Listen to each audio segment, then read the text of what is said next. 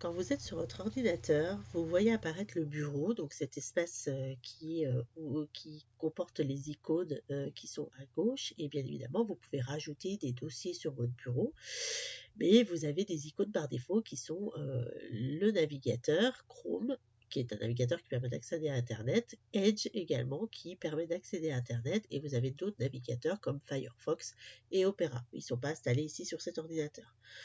Pour vous rendre dans vos dossiers et vos fichiers, vous allez devoir aller dans l'explorateur de fichiers, qui est cette icône en bas sur votre barre d'état. Et vous avez accès à votre explorateur de fichiers. Par défaut, dans un ordinateur, sur l'explorateur de fichiers, les dossiers bureau, téléchargement, documents, images, musique et vidéos sont installés par défaut sur un ordinateur. Nous, ensuite, on peut avoir d'autres fichiers et d'autres dossiers que l'on va installer, par exemple, dans Documents.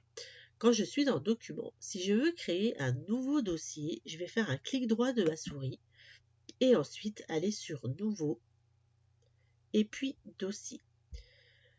Quand je veux écrire et renommer mon dossier, il n'y a pas d'impératif au niveau de l'écriture, c'est-à-dire qu'on peut l'écrire tout en majuscule, par exemple, ou avec une majuscule devant et tout en minuscule. Word, par exemple, je peux l'écrire avec une majuscule, ou je peux mettre photo de vacances, par exemple, voilà, etc., etc. Tout est possible dans les noms de fichiers et on peut mettre dans les noms de dossiers, et l'on peut mettre de l'espace entre les mots. Ce qui n'est pas accepté dans les noms de fichiers. Dans les noms de fichiers, par exemple, ici vous voyez un document Word et l'espace entre les mots n'est pas accepté. On met un tiret, soit du 6, soit du 8, et surtout, on garde l'extension qui indique que c'est un document Word. .docs. C'est une extension qui indique que c'est un document Word ainsi que la petite icône qui se trouve à gauche. Dans les noms de fichiers, on ne met pas de majuscule et on ne met pas de slash pour les dates, sinon le format ne sera pas accepté.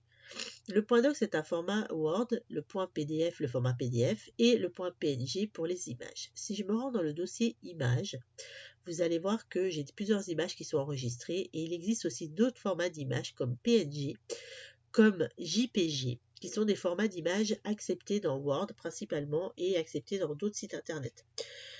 Quand vous avez besoin d'enregistrer une image sur le web, il faut faire attention de ne pas utiliser des images qui sont en .webp ou en .avif. Elles ne passeront pas dans Word, elles ne s'afficheront pas. Donc ce format d'image n'est pas accepté. Il faut garder à l'idée que ce sont du .png ou du .jpg ou du .jpeg ou du .gif qui seront acceptés dans Word.